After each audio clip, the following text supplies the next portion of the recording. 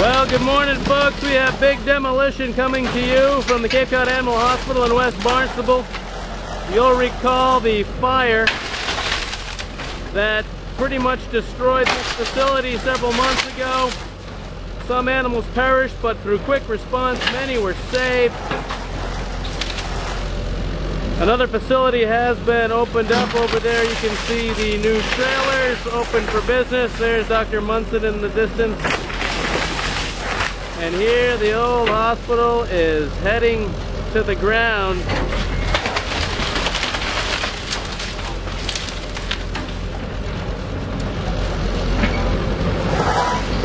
The Cape Cod Animal Hospital is open for business in their trailer facility over there. And now the cleanup begins.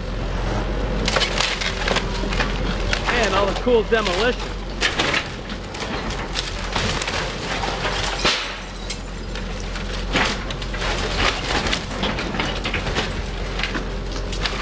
Reporting from West Barnstable, this is Eric Williams, CapeCodOnline.com.